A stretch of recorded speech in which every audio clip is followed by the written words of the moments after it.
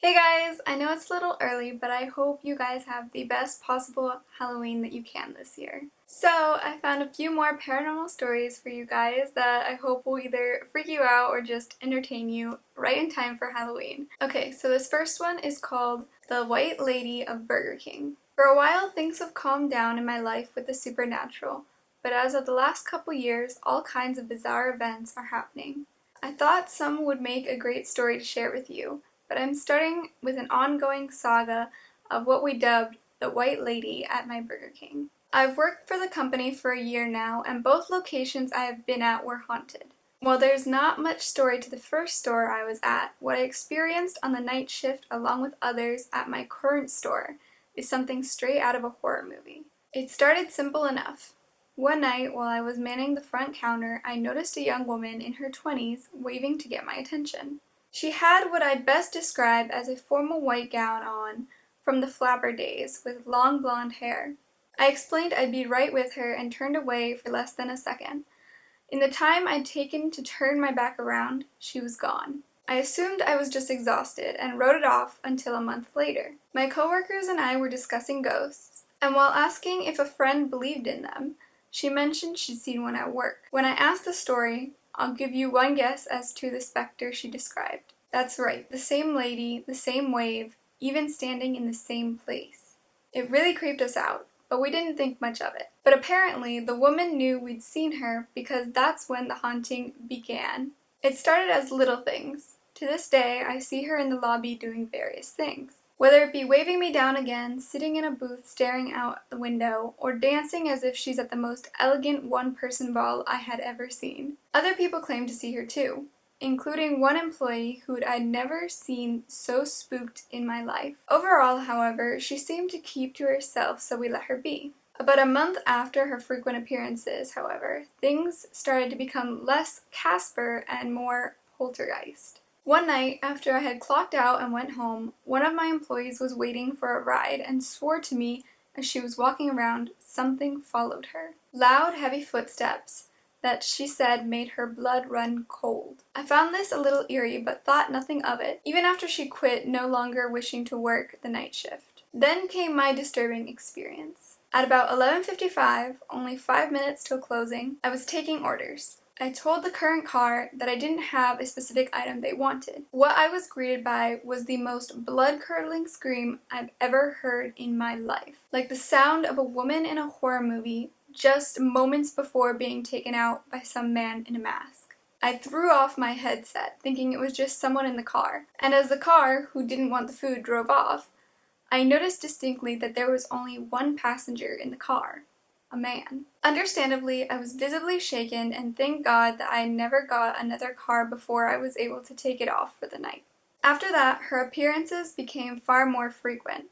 My general manager was skeptical, but becoming less so with every team member that seemed to come forward having heard a strange sound, or seemingly seen someone who just wasn't there. Fast forward to last night. We had already closed the dining room for the night, and I was cleaning when, clear as day, I heard her for the first time. "Excuse me, sir?" came a woman's loud voice. I turned around, but though there were two women there, both were on their phones and finishing their meals. Neither had any idea what I was talking about. Then tonight came what I call the escalation. I came into work to my general manager telling me, "Okay, I think I believe you about your ghost." I asked what happened, and according to her, both managers this morning, while the store was completely empty, swore up and down that they heard someone shout the assistant manager's name. After a thorough search, they found absolutely no one in the store, which apparently spooked her out. She had previously written it off as having worked the night shift and not seen a thing. Then tonight, as we were doing our usual work, my coworker turned to me and asked me if I could hear someone crying. At first, I was too busy to notice, but before long, I heard gross sobbing. Again, a woman's. I stood there dumbstruck and asked another coworker who heard the same thing. Our only female coworker there was standing right beside me, straight-faced, and handing out food in the drive-thru. It continued for a good 5 minutes. Supposedly, our Burger King was built near what was once an old cemetery, if my older coworker is to be believed. But honestly, none of us know where to begin to figure out who the White Lady is. and most are too afraid of finding out to call up the paranormal team. I only hope she's friendly as she first appeared, and her creepier interactions are indeed harmless. I'll be sure to update with a part 2 or more if and when things continue to get strange. So that was the first story, guys. So this next story actually has a trigger warning, and it says violent child death. This story is titled To the Little Girl at Bonnie Springs, I'm Sorry. This is probably the most disturbing story I've ever shared in my entire life. I don't know where to begin, so I'll just start at the beginning. Bonnie Springs operated here in Vegas until earlier this year, and it was notoriously haunted. The past 2 years, a friend and I decided to attend its Halloween event, Bonnie Screams, and had a blast. Now, I probably am somewhat of a medium, because what I experienced there proved there is more to me than just seeing spirits. It happened over both years and started when we went to what was considered the most haunted place on the property, the old playhouse. A magician was doing a magic show, and the first thing I noticed upon entering was a small girl, maybe 7, with pigtails standing on the stage. I didn't think anything of it at the time, even if she quickly seemed to go backstage. During the show, there were several papers set up on the wall, and one and only one was flapping in an invisible wind. While I enjoyed the show, I spent much of my time noticing this, and finally understood why when he got to his ghost trick. He spoke of the little girl who supposedly haunted the building we were in. She was murdered, we were told. And when he tried to communicate using a bell and rope and asked where she was, well, I told him she was on stage. He didn't have to ask. Instead, the bell rang in an affirmative upon my accusation. I went pale. The rest of the show proceeded as normal, though I thought of the girl the rest of the night and was thoroughly disturbed. The next year is when things turned spooky. Again, she was there when I got inside, but this year, as the magician comes out, I remind him of me and my story, and tell him she was still there on the stage right now. The magician, I think, thought I was playing a joke, but decided to make a game of it when the ghost trick came up again. Big mistake. For the first several minutes, it was a dud, so he decided to get me into it just out of pure curiosity. He asked if she was near me, and did not get an answer, and then cautiously stepped up behind the woman currently holding the rope the bell was attached to, and asked if she was there, on stage. The bell rang for a straight minute. Then the banging started. It was loud and angry, and came from every wall in the room. There was mild panic from the audience, and my blood ran cold. After another minute of this, it stopped, and the terrified magician continued his act as quickly as possible. He probably just wanted me to get the heck out of there, I gathered. That night, for the first time in my entire life, I believe a spirit attempted to make contact with me. I went to sleep, but I didn't dream. Not the typical dream, at least. In the dream, I was in the Old West. Side note, Bonnie Springs is a ranch. And I was being violently yanked along by a man in the shadows. Except I wasn't me. I was the murdered little girl. I fought and I screamed and I begged for my life, completely helpless as he dragged me yards past the old schoolhouse on the property. That's when I saw the axe. It was awful. Words can't describe the horror of watching this man, who I could never get a good look at, tearing into the little body with an axe. Over and over, until the cries stopped. And he kept going. It seemed like an eternity before the man started digging what I assume was her shallow grave. I woke up in a deep sweat, completely startled, and knowing exactly where that poor little girl died. Where she was buried. Everything. As I said, this year Bonnie Springs was torn down to make room for more homes. It makes me sad that given so much time has passed since her murder, and I can't help her. I can't go back there to help her find whatever peace she wants, and there's likely no remains to be found anymore. A part of me hopes she only wanted someone, anybody, to know what happened to her. That maybe she found peace in knowing she was able to get that message to me. Maybe she's in heaven now. But it makes me horribly sad to believe that she may still be there, and continue to walk this earth in these new homes. To the little girl at Bonnie Springs Ranch, I'm sorry I couldn't help you. I'm sorry you had such a violent death. And I hope someday, somehow, you find the peace you seek. And you know, most ghosts, when they die a violent or traumatic death, they are more likely, I think, to stay on Earth or, like, be stuck in our dimension and, like, roam the places of either where they died, where they lived, you know, things like that. And in the end, I really just think that those kind of spirits, they just want to find their peace. So this last story is called The Victorian Home Part 4. Last night, me and my parents decided to have a bonfire in our yard. We were all just having fun as a family. My mom was taking pictures of me and my dad, and she wanted to try something fun with her phone, so she decided to put it on a video and make it slow motion. She videoed my dad saying something funny and laughing, and then put it on slow motion. As we were watching him in slow motion on the video, suddenly we heard loud, almost gruff, heavy breathing. It sounded almost like a large man was standing right on my mom as she was videoing. At first, it was one loud breath, and then slower breaths after that. A person's breathing is so distinct, so I think that's what's so creepy about it. If you have ever used slow motion on an iPhone, you would know that obviously everything moves in slow motion, as well as breathing or any other noise. But this wasn't. You could barely even hear my dad talking and laughing on the video, since it was in slow motion, yet you could hear this breathing so loudly. All of us were a bit alarmed by the video. My mom decided to try to recreate another video like it, and see if she caught anything else on the slow motion video. She began videoing me laughing and smiling while by the bonfire. She played the video in slow motion. That's when we heard it. Music on the slow motion video. But we didn't have any music playing, and we couldn't hear it to the naked ear.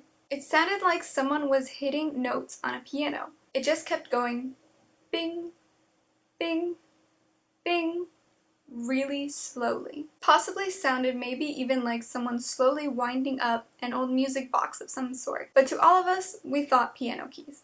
Then it sounded like a loud, screeching note at the end. Then it got even weirder. A loud growling noise came after the music. It sounded as if a large animal was about to attack. It didn't sound nice at all, and it definitely didn't sound human-like. They were just weird, disturbing noises, as if something was just really angry. Like a huge animal was making a gruff, growling sound. The video ends after that. I was pretty shaken up listening to the video and couldn't even believe that I heard what I did. I looked at my mom hoping she would give me a logical explanation like she always does, just to make myself feel a little better. But she looked like she was in shock and fear, just as I was. Then she looked at my dad and said, honey, what could that be? My dad is never scared of anything, and basically just laughs and teases if you find something you think is creepy. But my mom let him listen to the video again. He got a concerned look on his face and said, "What the hell was that?" That's the same thing I'm still wondering. My mom said, "Okay, that's it. I need to know what that was." So she told me to video her in slow motion. I took a short video of her smiling in slow motion. Then we heard something completely different on her video. On hers, we heard loud gunshots. It sounded just like boom, boom, boom, and there were even louder gunshots at the end. We were concerned on that video too, but we all agreed that the creepy music and growling on the slow motion video of me was the most concerning.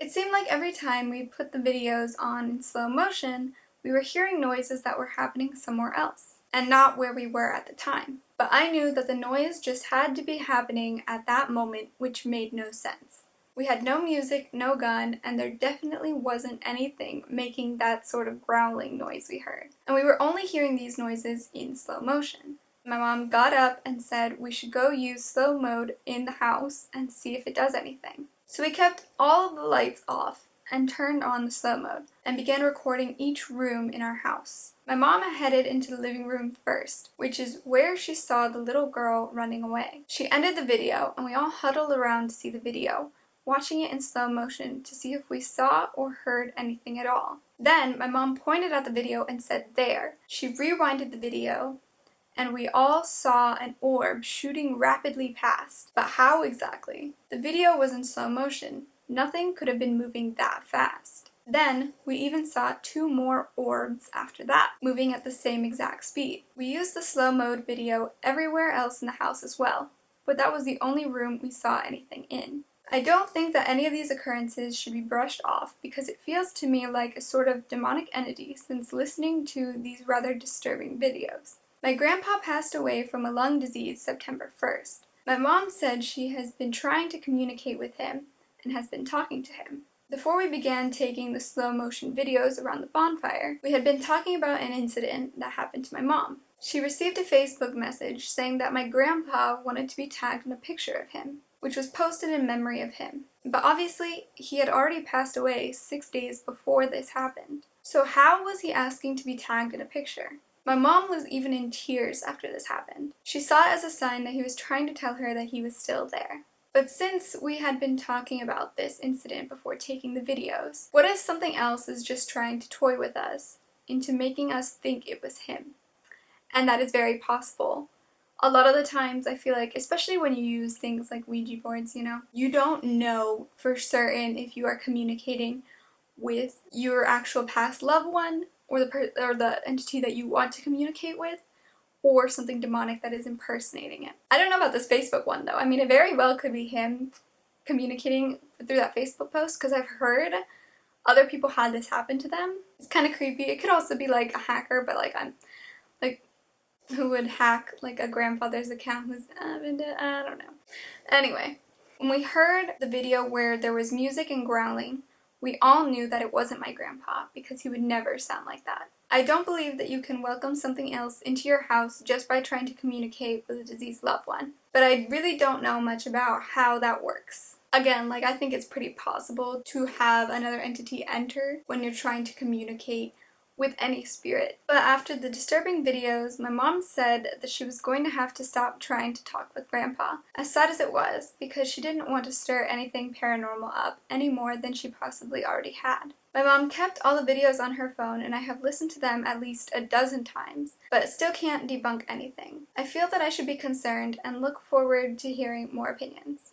Do you guys think that she should be concerned? Because for me, the only thing that was concerning is more so that growling thing. I feel like entities that are good really don't growl, and for that I feel like she should be concerned. But about her deceased grandfather, I don't know. Again, I would say, try to communicate with your deceased loved one through symbols that preferably relate to that person. But anyway guys, that is all for today's video. If you guys enjoyed the video, don't forget to give it a thumbs up and subscribe down below for more, and I will see you guys in the next video. Thanks for watching. Bye guys. She mentions to the